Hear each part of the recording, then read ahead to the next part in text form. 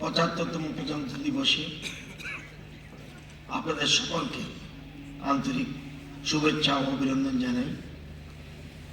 ১৯৫০ সালে ২৬শে জানুয়ারি আমাদের দেশের স্বাধীন ভারতবর্ষের সংবিধান কার্যকর হয়েছিল। সেই মহান ঘটনাটিকে সম্মান এবং শ্রদ্ধা জানাতেই আমরা প্রতি বছর ২৬শে জানুয়ারি তারিখে দেশময় প্রজাতন্ত্র দিবস পালন করে থাকি। ভারতীয় সংবিধানের প্রস্তাবনা বিশ্লেষণ করলে তার মধ্যে কতগুলো সাংবিধানিক মূল্যবোধ, কনস্টিটিউশনাল ভ্যালুস লক্ষ্য করা যায়।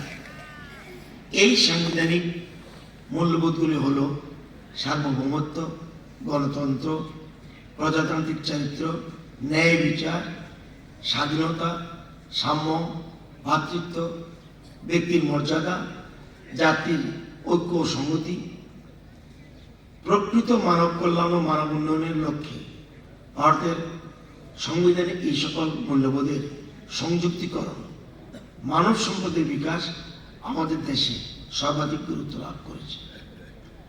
আমরা ভারতীয় সভ্যতা চিরকালে সাম্য ও জাতীয় ঐক্যের জয়গান করেছে। এক জাতি, এক প্রাণ, একতা, এটাই আমাদের জাতীয় আদর্শ বলে বিবেচিত হয়ে আসছে সুদীর্ঘ অতীত থেকে। ভারত বহু ভাষাভাষীর দেশ।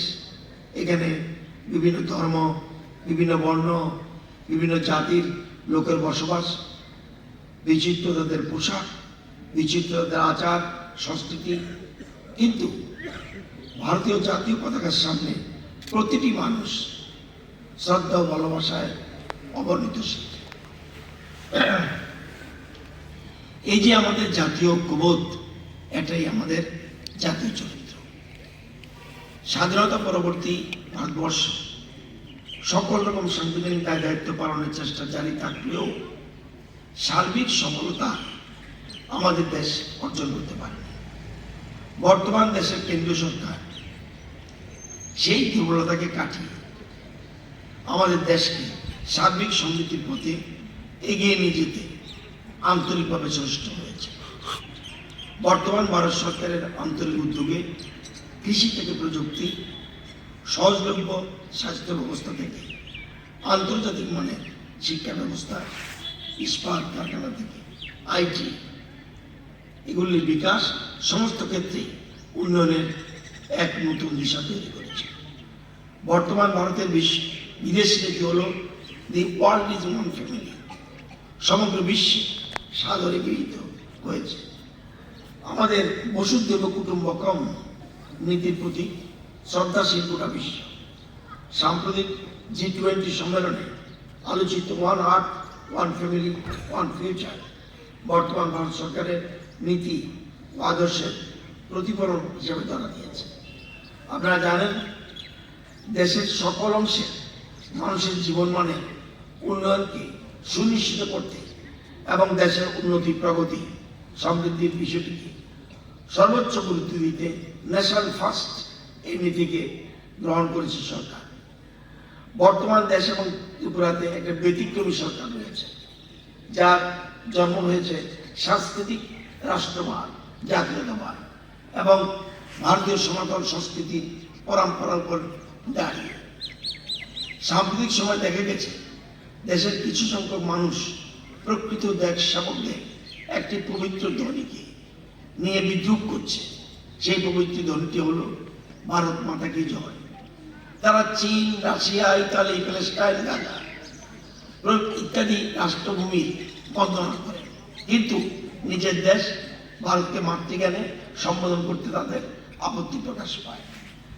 রাজনৈতিক ভ্রষ্টাচার, আকণ্ঠ ডুবে যাওয়া কিছু বিবেককামী শক্তি বোধহয় ভুলেই গেছেন যে সাহিত্য সম্রাট বঙ্কিমচন্দ্র চট্টোপাধ্যায় তার আনন্দমঠ উপন্যাসে মাতৃভূমি বন্দনা করেছেন উচ্চ কণ্ঠে। তারা বোধহয় জানেন না যে বিশ্বকবি রবীন্দ্রনাথ ঠাকুরের মাতুসপুত্র অবনীন্দ্রনাথ ঠাকুর ভারত মাতার ছবি এঁকে সমগ্র দেশে সাড়া জাগিয়েছিলেন। সেই ভারত মাতা গেরুয়া বসন পরিহিতা, তার 4 হাত, এক হাতে ছিল বই, এক হাতে ছিল ধানের শীষ, এক হাতে শ্বেতবস্ত্র এবং এক হাতে রুদ্রাক্ষের মালা। সেই ভারত মাতা ছিল ভারতীয়দের উপাস্য দেবতা। আমাদের স্বাধীনতা আন্দোলনে ভারত মাতার এই প্রতিকৃতিকে বুকে জড়িয়ে ধরে হাজারো স্বাধীনতা সংগ্রামী জীবনপণ লড়াই চালিয়েছিলেন। তৎকালীন রাজনৈতিক মঞ্চের নরমপন্থী চরমপন্থী সকলেই সেই ভারত মাতার পূজারী ছিলেন। অথচ দেশ স্বাধীন হওয়ার পরেই তারা সেই ভারত মাতাকে ভুলে গেলেন। তখন ক্ষমতার মস্তদে হয়ে উঠেছিল তাদের দেবতা। ওনাদের সে হটকারিতা প্রত্যক্ষ ফলাফলই হলো দারিদ্র পীড়িত অনুন্নয়নের ভারতবর্ষ। দেশের স্বাধীনতা সার্বভৌমত্ব রক্ষা করা এবং দেশের সকল নাগরিকের জীবনমানের উন্নয়ন ঘটাতে সরকার সকল রকমের উদ্যোগ ও কর্মসূচি গ্রহণ করেছে। আজকে এই প্রজাতন্ত্র দিবসে আমাদের অঙ্গীকারবদ্ধ হতে হবে আমাদের যাবতীয় কর্তব্য সম্পাদনের লক্ষ্যে। আমরা আমাদের অধিকার সম্পর্কে যেমন সজাগ থাকবো, তেমনি সততা ও নিষ্ঠার সঙ্গে কর্তব্য পালনের অঙ্গীকারও আমাদের গ্রহণ করতে হবে। আর সেই বিষয়টিকে নিশ্চয়তা দিতে পারলেই আমাদের ভারতবর্ষ জগৎ সভায় শ্রেষ্ঠত্বের মর্যাদা অর্জনের সক্ষম হয়ে উঠবে।